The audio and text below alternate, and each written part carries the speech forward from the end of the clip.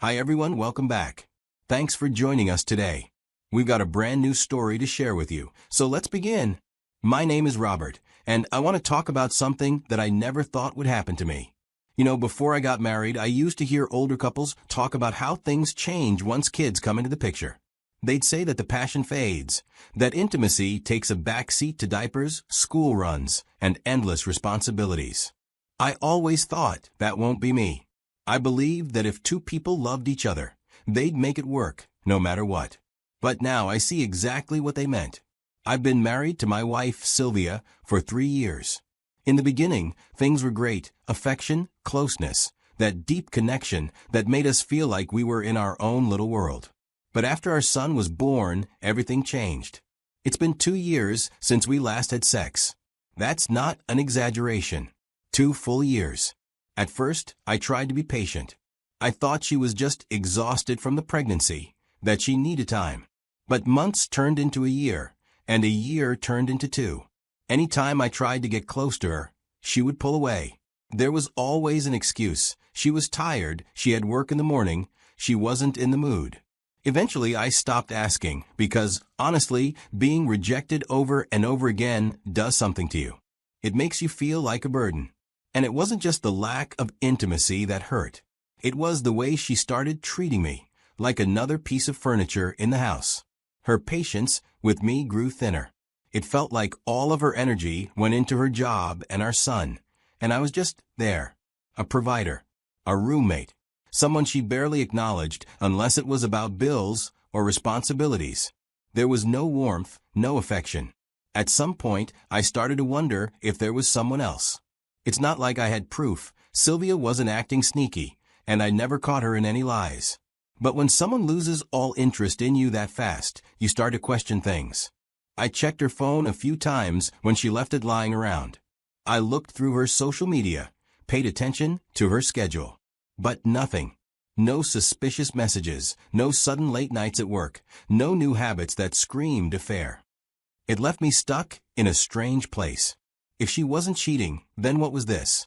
Had she just stopped loving me? Had I done something wrong? Or was this just what marriage turns into after a while? I kept trying to convince myself that things would change. That if I waited long enough, she'd come back to me. I had no idea what was waiting for me ahead. My wife, Sylvia, has a best friend, Rose, who had always been around. But I started noticing things about her. Unlike Sylvia, Rose was unmarried, living a carefree life, always talking about how she wasn't in a rush to settle down. At first, she seemed harmless, just a friend who visited from time to time. But after Sylvia started shutting me out, Rose started acting differently toward me. I wasn't sure if I was imagining it at first, but the signs were there. Then came the day that made me question everything. One afternoon, I was home alone when I heard a knock at the door. It was Rose. That in itself wasn't strange, but what caught my attention was the fact that she had come looking for Sylvia when she knew she wasn't home. How did she know I was alone? I had no idea. Maybe it was a coincidence, or maybe it wasn't. When I told her Sylvia wasn't around, I expected her to just leave, but instead, she asked, "Can I still come in?" The way she said it felt off, like there was something else behind those words. There was a pause between us, a moment of silence, where I could feel the weight of what was happening. My gut told me to say no. So I did. I told her I was about to head out, and she nodded, gave me a small smile, and walked away. But as I closed the door, something inside me told me that this wasn't the end of it. One evening, I just wanted to feel close to my wife again. I was tired of pretending it didn't bother me. So, as she sat on the couch scrolling through her phone, I reached out, resting my hand gently on her thigh. She didn't even look up. Instead, she let out a quiet sigh, almost as if she was annoyed, then removed my hand and shifted away from me. The message was clear. I was unwanted. For a moment, I just sat there. I wasn't expecting her to suddenly change overnight, but I had hoped that she would meet me halfway and realize how much her distance was hurting me. But it was clear. So I asked her, plain and direct, "Why do you keep blocking me every time I try to be close to you?" My voice wasn't angry, just tired. She finally looked at me with a blank expression, like my question barely deserved a response. Then she spoke. "I don't owe you anything." That was it. I felt something inside me snap in a quiet, sinking realization. I had spent years trying to be patient, trying to be understanding. I made excuses for her distance, convinced myself that she just needed time. But it's painfully clear. She wasn't just struggling with intimacy, she didn't care. She didn't see me as her husband anymore. I didn't argue. I just nodded. If she wanted a roommate instead of a husband, then that's exactly what she would get. From that moment on, I stopped trying. No more affection, no more effort. I wasn't going to beg for something that should come naturally between two people who love each other. If she had already checked out, then maybe it was time for me to do the same. I was scrolling through Instagram one evening, killing time, when I saw a new post from Rose. She had just uploaded a couple pictures, those selfies where everything looks effortless and beautiful. I hesitated for a second, then reacted to it. Minutes later, my phone buzzed with a notification. It was a message from her. "Hey, you, didn't expect to see you here. How's life?" Just like that, conversation started. I stared at my screen for a moment, debating whether to respond. I could have ignored it. Should have. But I didn't. Instead, I typed something casual back. At first, it was nothing serious. Just small talk. "How have you been? How's work? How's Sylvia?" I played along, keeping my answers short. She, on the other hand, wasn't holding back. She was chatty, more than usual. Compliments started slipping into the conversation. "You've always had a great sense of humor. I don't know why Sylvia complains about you so much. You seem like a great guy." I told myself it was just friendly talk. The messages didn't stop that night. Over the next few days, they became a regular thing. What started as quick replies turned into longer conversations. We started messaging late at night when the house was quiet, when Sylvia was asleep beside me, unaware of what was happening.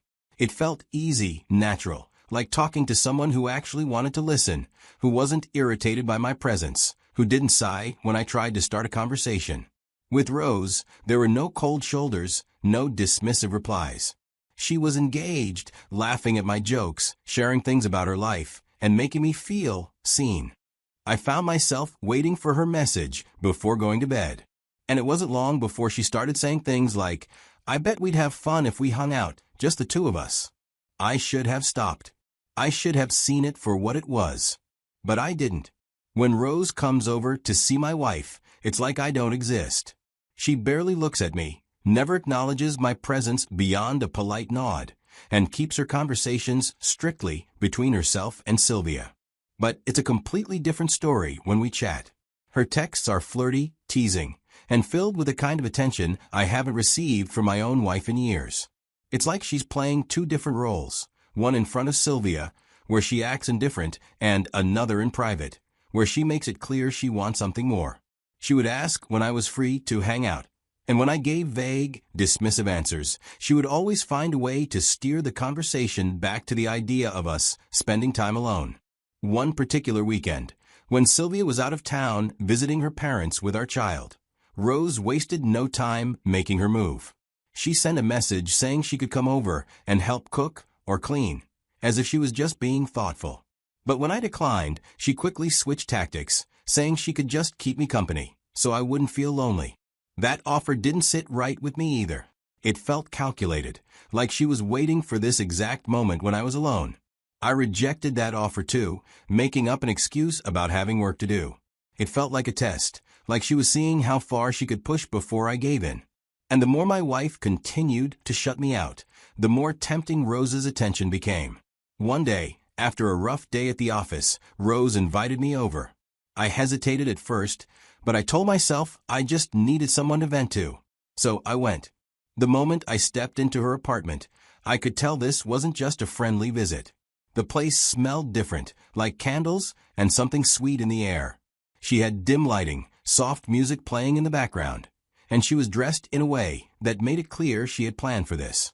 Still, I convinced myself that I was in control. We sat down, and I started talking about Sylvia, about how distant she had become, how she barely looked at me anymore, let alone touched me. I told Rose how I had tried over and over to fix things, to bring back the closeness, but it was like hitting a brick wall. My wife had shut me out completely. Rose listened, nodding, her eyes filled with something that looked like sympathy. She moved closer, placing her hand on my knee, and said words I hadn't heard in years. "You deserve to feel wanted." That one sentence broke something inside me. One moment, we were talking, and the next, she was kissing me.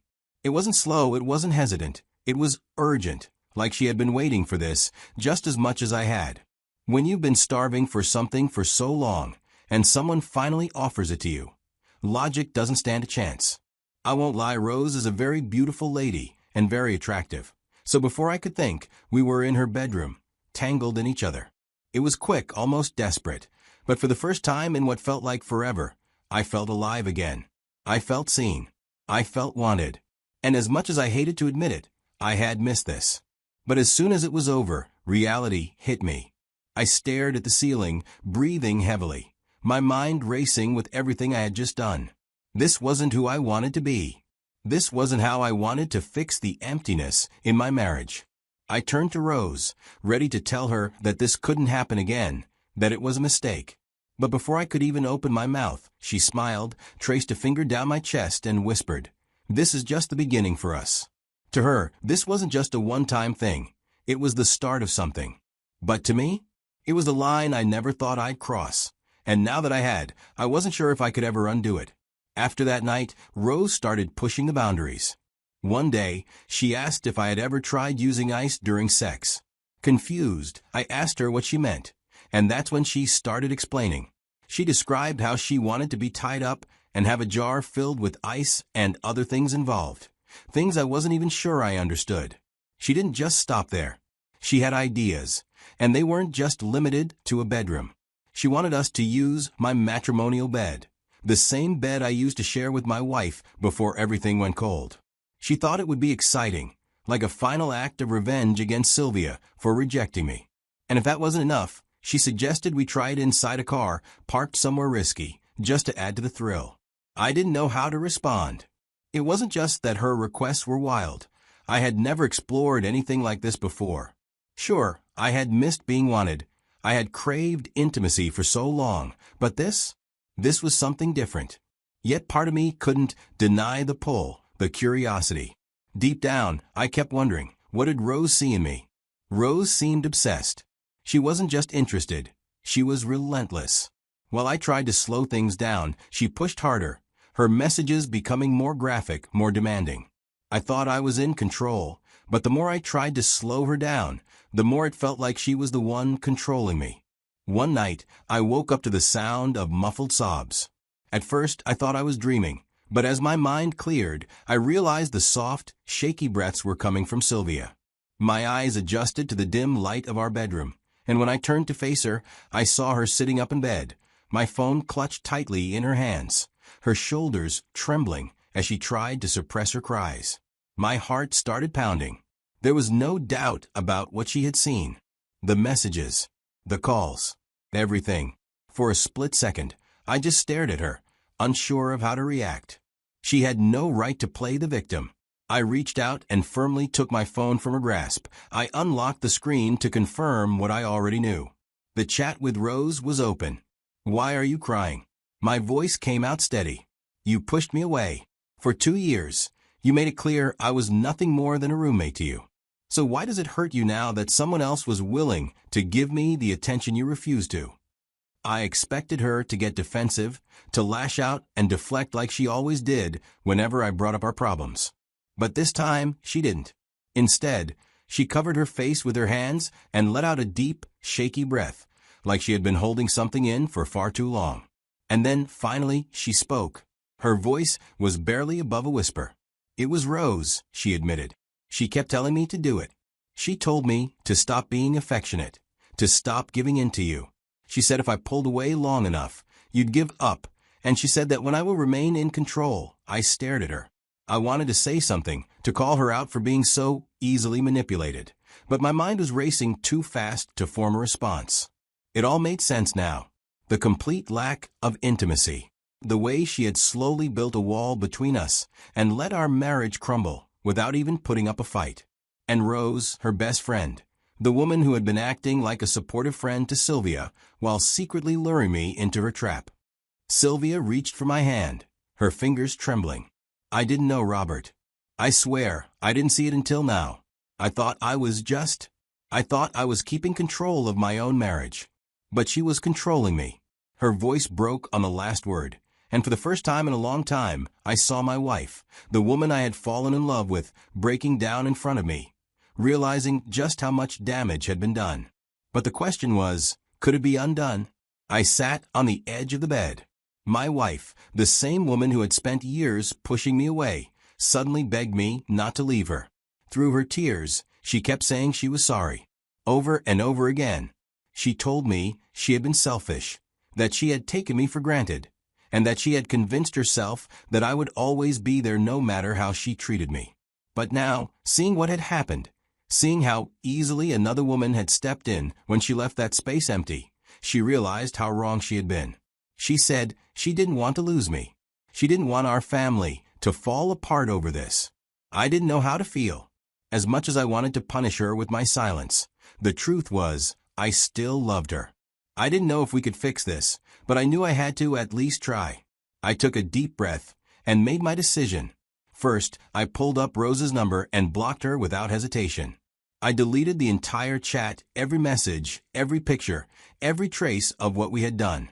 Then, I looked at Sylvia and told her that if we were going to try to fix this, it wouldn't be easy. We had to put in the work, both of us. She nodded, already agreeing before I could even finish. She suggested therapy, and for once I didn't argue. Maybe we needed someone to help us untangle everything that had happened. Maybe we needed a space where we could talk without all the anger and resentment getting in the way. We didn't say much after that. There wasn't anything left to say. Looking back at everything that happened, I've come to realize just how fragile a marriage can be when the foundation starts to crack. If only one person is trying while the other is pulling away, resentment builds, and before you know it, someone else is ready to fill the space that was left empty. That's exactly what happened to me. One of the biggest mistakes was allowing a third party to have influence over my marriage. I didn't even realize it at first, but my wife was being fed toxic advice from someone who was supposed to be her friend. Someone who had her own agenda. Rose wasn't just giving my wife bad advice. She was actively pushing her to ruin our relationship so she could take her place. And my wife, whether she knew it or not, let it happen. If there's one thing I've learned, it's that you can't let outsiders dictate what happens in your marriage. Because not everyone who smiles at you wants the best for you. Some people are just waiting for an opportunity to step in. Another hard lesson? Emotional distance is just as dangerous as physical cheating. When the connection between you and your partner fades, even if it's unintentional, it creates space for betrayal. At first, I wasn't even looking for anything outside my marriage. I just wanted my wife to love me the way she used to. But the more she shut me out, the easier it became for me to seek comfort elsewhere. And Rose? She knew that. She saw the gap between us and took full advantage of it. At the time, I was starving for affection, for attention, for anything that made me feel wanted again. I've also realized that when one person stops trying, the other will eventually stop too. That's just reality. No one wants to feel like they're in a one-sided marriage. When my wife rejected me over and over again, I reached a point where I just gave up. I told myself, if she wants a roommate, I'll be a roommate. But the thing is, a marriage can't survive like that. Someone else will always be waiting to step in where your partner has checked out. That's exactly what happened with Rose. If my wife had been present in our relationship, Rose wouldn't have had the opportunity to get close to me. But the more my wife pushed me away, the more tempting it became to let someone else in. At the end of the day, marriage only works if both people are putting in effort. If you're in a relationship and you feel like you're the only one trying, you need to have an honest conversation with your partner. Because ignoring the problem doesn't make it go away. It just leaves room for something worse to happen. So now, I want to hear from you. What do you think? Do you believe this marriage can be saved? Have you ever been in a situation where you felt pushed away by someone you loved? Or have you ever let someone else get too close when you shouldn't have? Let me know your thoughts in the comments. And if you found this story interesting, don't forget to like, subscribe, and turn on notifications so you don't miss the next one. Thanks for watching, and I'll see you in the next story.